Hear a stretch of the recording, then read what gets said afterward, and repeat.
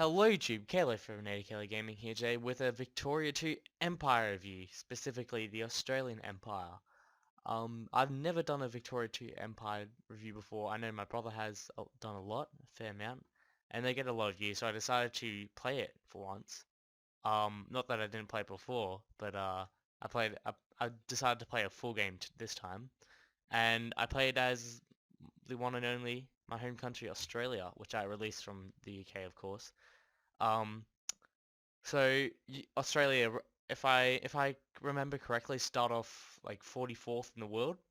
I managed, as you can see here, I managed to, oh, actually I should start at January the 1st. Yeah, managed to achieve a 7th great power status.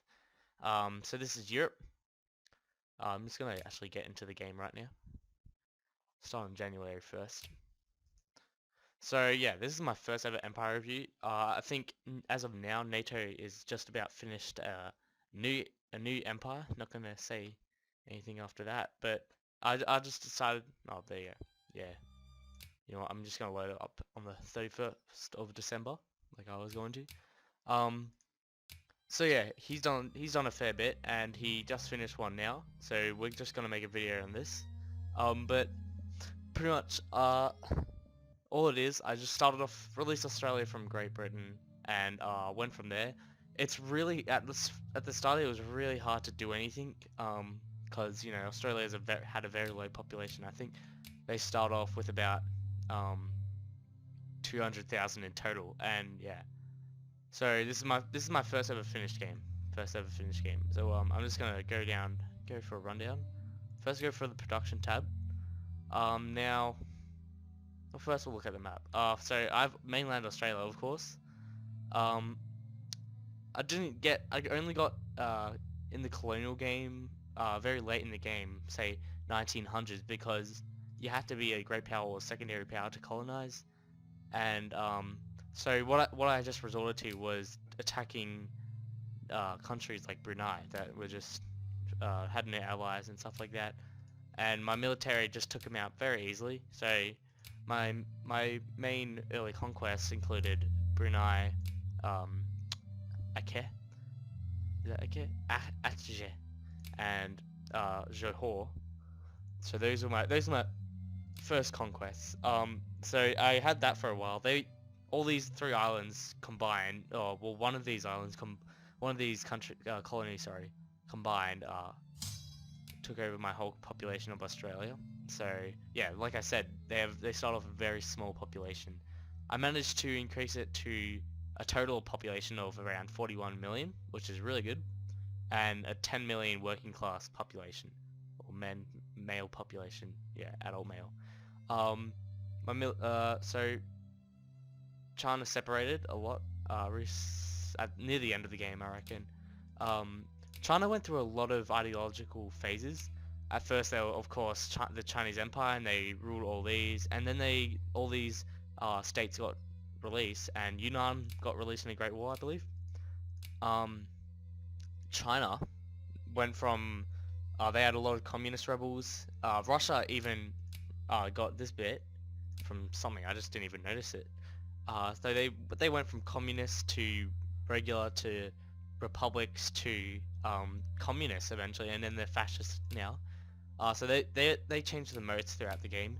Russia went from a regular Tsardom, kingdom, monarchy, whatever they call it. I'm not too sure about the terminologies in this game, but they went from that to a Soviet Union. They turned communist, proletarian dictatorship, and they went back to a democracy, which I'm surprised they have this flag. It's just, yeah, kind of weird.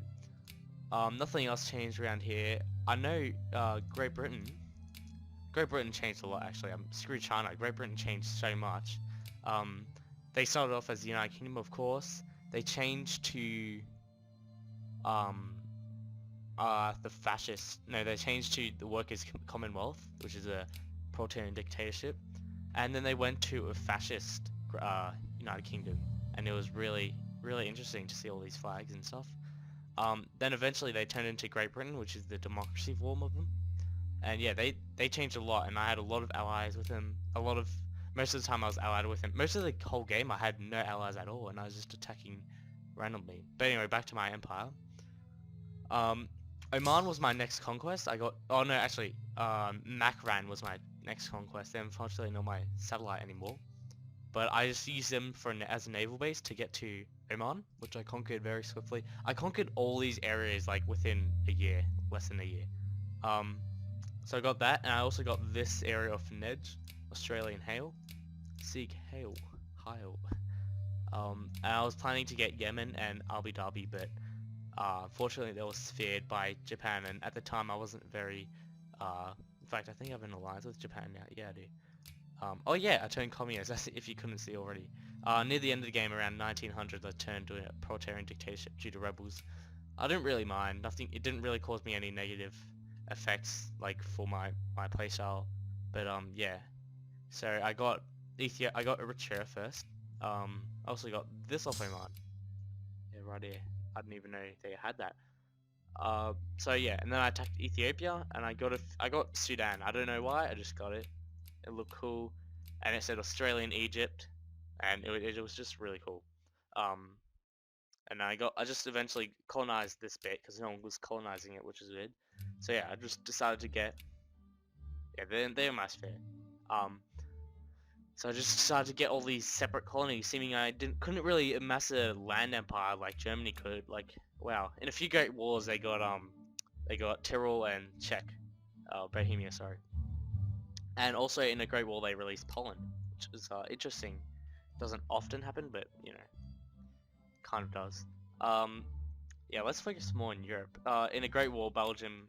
I can't remember all these great wars. It's just ended up being like 7 great wars. It was just so out of control. In a great war they got East Switzerland, Belgium got Champagne, France just got wrecked. But it's still a great power. Austria-Hungary is not even a great power. They're 9th. Oh, they're almost. They just got dismantled. Like Italy took Istria, stuff like that, Aquileia. Ottomans, a few times Ottoman regained and lost East Macedonia and these kind of regions through crises. Romania even got released. They're fascist. That's pretty cool. They got released. They got a lot of land. Bulgaria got released, of course, as you can see here. They got all their cores, which is quite amazing.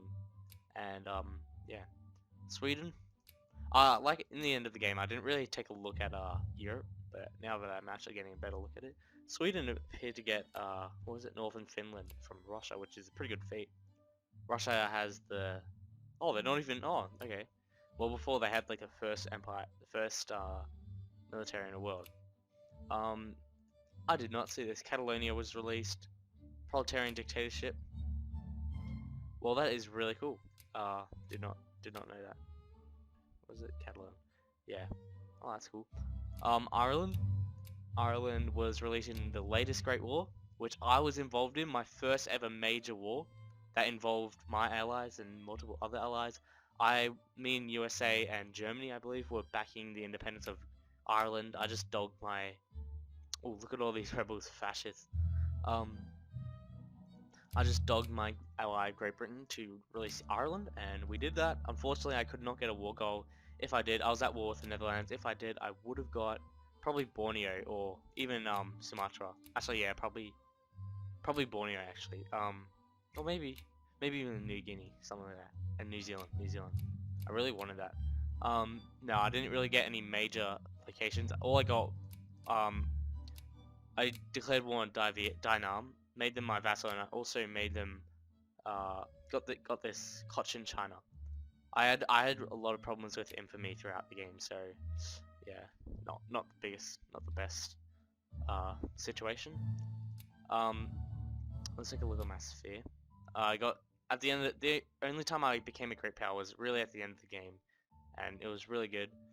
Unfortunately, I didn't have enough time to influence everyone. I plan to influence Spain. As you can see, my influence over them is around, my influence points is 47, which is just enough to get a increased opinion. Yeah, almost. I also was trying to include Egypt to my sphere. which would have been useful because it would have been like massive. I also try to get Spain because you know it's pretty cool to have Australia just marked on the European map. Ooh, it's a nice sphere, Germany. Who's that? Netherlands. Anyway, I ended up getting Ethiopia in my sphere and Siam. But Egypt and Spain were my next victims. Yeah, Japan got a lot. They just went. Yeah, see, this is the reason I couldn't. I didn't even know. I didn't know countries that could even. Like, gee, there's just so much. And I was just amazed. Yeah, I ended up getting an alliance with Japan, which was pretty interesting, pretty lucky. My military was very poor throughout the first bit of the game because, like I said, very low population. But once I started getting these provinces, I got a lot more troops and thus a lot more land, and my population flourished. And now my mainland population is just higher. It's just 1. Oh, this is my adult male population, but Queensland, New South Wales, Western Australia, like over 1 million. Victoria, almost there. But yeah, so these are my 3 main states. Oh, right now I'm in Canberra, by the way, which is very roughly here, somewhere here. Yeah, I'm recording this from a hotel room. I just wanted to get this video out for you guys because you know I know a lot of you guys like these Empire reviews. But anyway, back to the game. Nothing too special here in America. Same old thing. Bolivia gets destroyed. Empire, Mexico, still there. USA, British Canada's not independent. Whoa. Looks like they're at war with Manchuria and Japan. Yeah. Yeah, I didn't get involved in a lot of wars, just that one great war at the end, that was the only thing. What else have I don't need to do? Oh yeah. As you can see my ooh, increase that shit. I'm just gonna tax everyone at the end of the game. Wahaha. Yeah, so I got a very high income, 54 million pounds. I've essentially economically I've won. Technology, got all of the army and industrial. Techs didn't really bother at these. They weren't really fancy or anything. Yeah, like I said, I was proletarian dictatorship, so 100% communist. At the end of the game, I just for fun, I allowed slavery, and it didn't really change much. But yeah, I don't know, just for fun, did that, which is kind of sick. But yeah, so Communist Party of Australia, can't change to anything else. Fascist, Labour Party, movements, suppress that. Decisions, yeah, no one got around to doing that, which is kind of sad. Ooh. Oh, I didn't know you could release countries due to your ideology. Oh, that is cool. Why do that? Oh, well, no one tried to sphere him. That's kind of weird. Ooh, Nicaragua. That's how you pronounce it. So yeah, that's pretty much the whole map. Nothing much else. Say Dutch Africa. They got a lot here. Danish Africa. Yeah, a lot of Danish colonies, which is pretty cool. Kingdom of Senegal. Anything else? No, nothing else in Europe. Nothing else in America. Spain got this one. This is why I wanted to influence Spain, so I could get at least some bit of it. Yeah, these were released. Yeah, nothing else. Oh, also, Great Britain lost after they became the Workers' Commonwealth. They lost all their influence in India, and it was really bad for them. So I went in to vassalize Hyderabad, but I got a containment war, so I just had to let them go.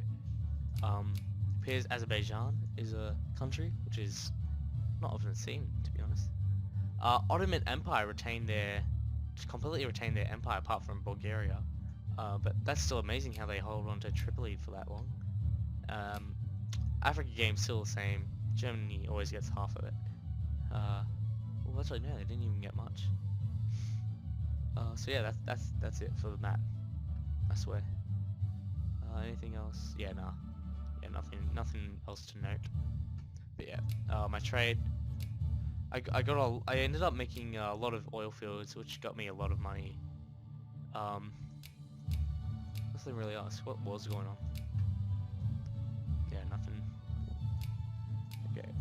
Yep. So great powers. Here you go. USA. They had too much people they influenced. So USA were first, Germany second, Japan third. I was allied to them. France fourth, of course Britannia fifth, Italy sixth, and myself seventh, with Netherlands as eighth. And I was pretty far in front of the Netherlands. Not the same thing with well, actually I'm pretty far away from Italy, and they're far from Great Britain. So I think there's a massive gap between us. So I was always gonna say seventh. So yeah, I'm pretty proud of myself. I started 44th and made my way up to 7th, which is not easy for me. This is my first full game. Yeah, really nothing else to say about this map, other than, ooh, all these regiments just need to be built.